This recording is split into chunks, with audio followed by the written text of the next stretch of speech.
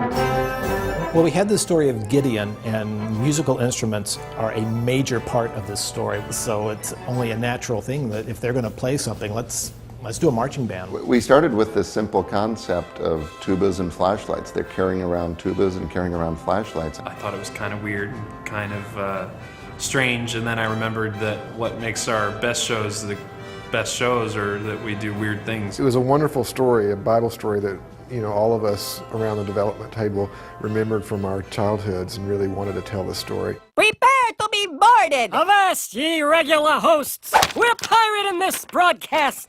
Well, the Pirates have hopped on the countertop to take over the show because they've never had a chance to take over the show. And, Jimmy and Jerry have done it and the French Peas have done it, but the Pirates have never taken over the show before. Bringing the Pirates on and kind of setting it up to do a little pirate movie promotional. I wrote the countertop with the Pirates in it and just had a lot of fun with it. And, they did well on the countertop. Hilarious stuff. I think the "Antsies in my pantsies" is one of our best lines ever. Antsies in me pantsies! It's just absurd. Having, Gideon be a warrior and being in a warrior marching band and his brothers being football players. There's just a lot of really neat things that kind of came together that gave it a lot of fun. Good job, brothers! Hey! Ha ha! Yeah, that's real funny, guys. I was a sports guy, although I didn't play football in high school. My mom wouldn't let me. But then once I got to college, I got to play football. In junior high, actually, I was in the band, so I was definitely a little more the band person than the sports person. I was a sports guy, so I was listening to the band. Well, I was a band geek. Definitely the band geek side of things. I was an art guy. I was in the chorus and the art classes and that kind of thing. Who else can sing around here? Every time we do a show, the casting is one of the more interesting things that we go through, just kind of sorting through who's the right person to play that character. Paul feels a little bit more like Clarence in It's a Wonderful Life as he comes down, so, but with a little bit more moxie. I think Pa works really well as the angel, just because he's really short and Larry's really tall, and that's always really funny. How musical is Larry? Well, he plays the tuba, so you got to be partly musical there to just pick up the thing and blow on it. There's hardly an instrument more funny than a tuba.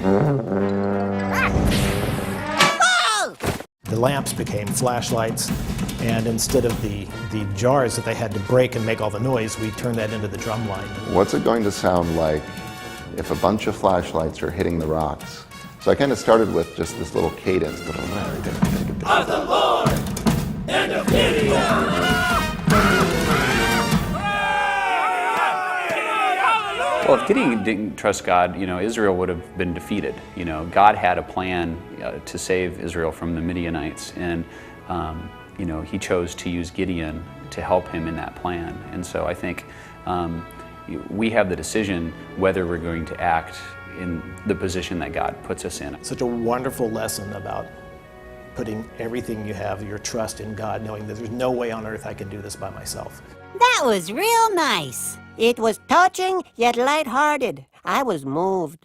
This was an interesting, silly song because it kind of came out of Tim Hodges' mouth, the concept and the idea, and he's always got a ukulele sitting around playing it. Haven't you heard of the Turtle Tubies? Very popular show all over television. Lance and Turtle, aloha Lance, Lance and Turtle. Oh, wait a minute. Guys, I don't think this is right. It doesn't make any sense. It works for us. I say ukulele. I had never heard it said ukulele. I say ukulele because I say it wrong. Ukulele, but I know that that's not correct. The Hawaiian correct pronunciation is ukulele. Put a little apostrophe in front of the U for that sound. Ukulele. Ukulele. Jumping flea. Wait a minute! I just thought of something. What if we tell Rachel a story? That might help. That's worked in the past. We were looking for a companion piece for Gideon, another story that was going to demonstrate what it meant to have trust in God. Well, George Mueller came up as seemingly one that his life was sort of about an exercise in trusting God. He believed that if I prayed for something and I had faith it would happen and I was doing the right thing, then God will provide my needs. And he actually kept a journal that if he prayed for something on Monday, he would record it later when the prayer was answered. He wanted to prove to the world God does answer prayer. Look, maybe I can run out and... Mr. Mueller? I couldn't sleep last night. Somehow I felt you didn't have bread for breakfast, and the Lord wanted me to send you some. We chose to use His Eye is on the Sparrow as a hymn in that, that the kids are singing. And I think it's such a great song, and I think that gets across the idea that I think would be great to come across to kids. It's just the idea that God cares for us so much that we don't need to worry. He just trusted God to meet their needs every single day.